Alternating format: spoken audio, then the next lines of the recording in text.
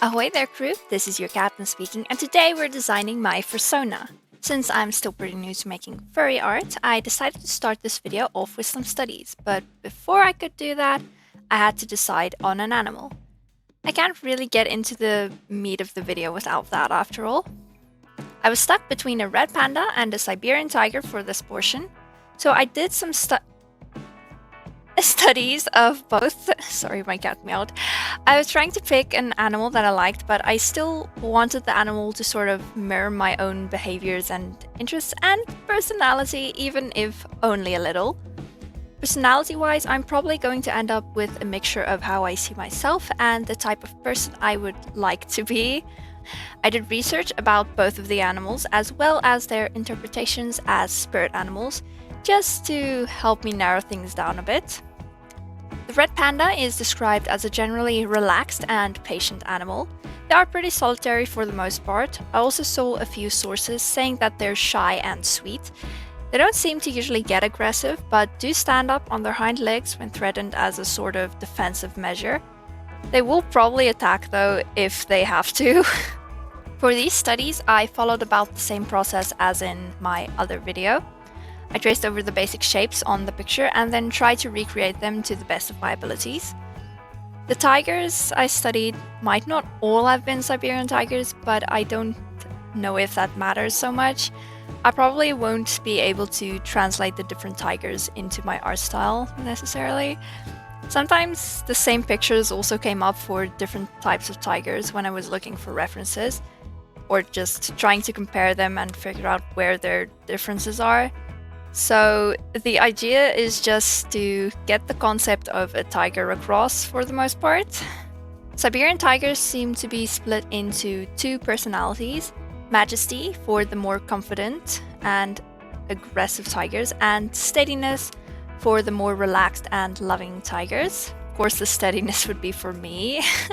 But as a spirit animal, tigers are a symbol of courage and power. They're also seen as possessing strong willpower.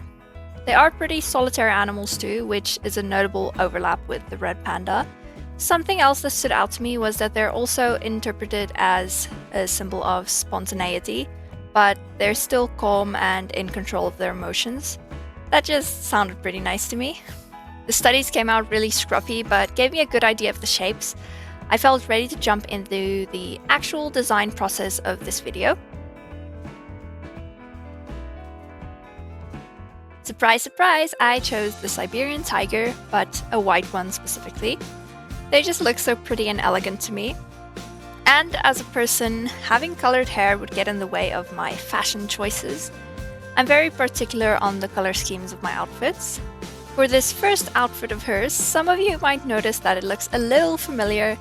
That's because she's not just my Fursona, she's also technically a little bit of a self-insert that spawned from me rewatching Beastars. So she's both a self-insert and a persona, with the trusty combination of self-expression as a self-insert and self-representation as a persona. But none of that matters since we're just here to have fun, and I had loads of it making this video. I even wrote a little bit of her backstory out for you guys. I tried to keep it more vague just to bypass at least some of the cringe, but here we go, I guess. Liliana was born and raised in the black market, being passed on from adult to adult. No one seemed to really want her. The Shishigumi, however, took pity on their fellow cat and took her in. It wasn't long before they discovered she had a talent for violence, and they knew exactly how she could earn her keep. They took her to the fighting ring in the black market, and from there on out, she would be a source of income for them, earning a good amount off of bets placed on her. She was more than just a fighter there. She was an entertainer and the Shishigumi's pride and joy. On Liliana's 14th birthday, the chief lion of the Shishigumi got her a special gift, a live herbivore, to eat, of course. She always understood that the meat they ate came from other living creatures, but being raised in the black market and never really being explained what the situation is had skewed her understanding. She knew herbivores existed, but she thought that the meat they ate were from less sentient life forms akin to bugs. Seeing her meal cry and beg for mercy left a pit in her stomach. Ultimately, she couldn't eat the herbivore herself, so she made her choice. She was going to leave. Okay, before I continue, I want to talk a bit about the art again.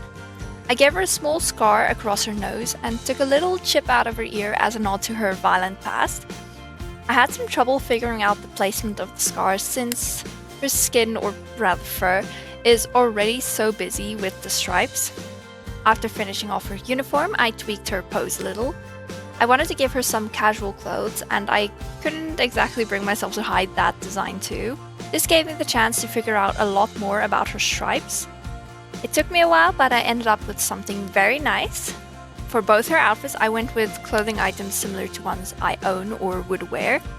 The first outfit is very casual and a little more sporty than the other outfit. I initially was going to give it stripes, but then realized it might really not look good on her striped body, so I just made it a plain color. I really liked it though, especially with pink, white and blue. It's a very bubblegummy, candy, cute color scheme. For the second outfit, I forgot to record the rendering. It did end up as my favorite though. I made the dress such a nice red. She looks so gorgeous, especially with that deep red tone. But here she is with all her outfits on. It came out really nice. I hope you guys like her as much as I do. Just popping in to let you know my commissions are now open, so if you like what you see and would like an artwork for yourself, please consider taking a look at my Ko-fi. I'll leave a link down in the description. Going back to the fact that Liliana is a self-insert, this is a little embarrassing to admit here, but of course I ship her with someone. I was going to draw her in a more intimate, I guess, scene with him, but it was looking a little complicated to draw after the sketch in that amount of time I had left for the video, so I opted for drawing her making a little puppy dog face on his bed, on Louis's bed. Anyway, moving on. This pose was a pain to draw. I had to take a reference picture of myself, and even then, the foot was a horrible experience. I do believe I did somehow figure it out in the end. The stripes are also very hard to draw. There was no using the symmetry tool this time, and since her stripes had a specific placement now, I couldn't bring myself to wing it. But let's get back into Liliana's backstory, or rather, how she sort of connects to everyone else. At 16 years old, Liliana went to her first day of school at Cherryton Academy. She spent endless nights studying and getting as up to par as she could, waiting for her first day to arrive. Due to some trouble enrolling and procuring the funds, she only had her first day halfway through the school year. This drew a lot of attention to her, both good and bad, but she didn't mind it. She had decided to make up for all those years of carelessly eating meat by focusing on protecting the herbivores that crossed her path as much as she could. Liliana had really wanted to join the gardening club. In her free time living at the black market, she had her own little flower garden to take care of.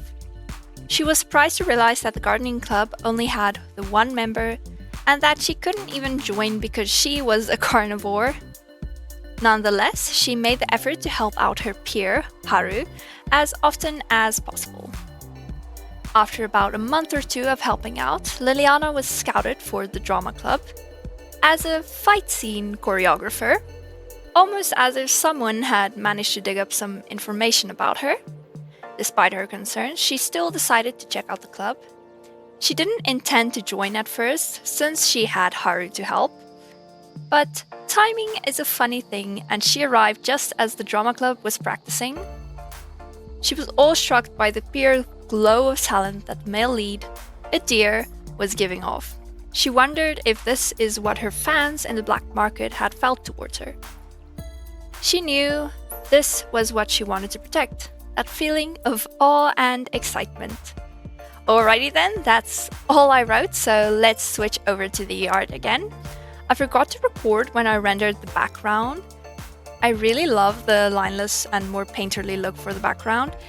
It really helps the character stand out a lot more. The dress's rendering also came out really nice. It looks so velvety. The color also really pops in the scene without standing out too much. I even added a little layer over everything. to bring it all together and make the scene a little more warm-toned. But here is the artwork. I hope you guys like it. I really love this piece. But that's all for today, crew. Be sure to like and subscribe to join our little pirate crew. But until our next voyage then, bye bye!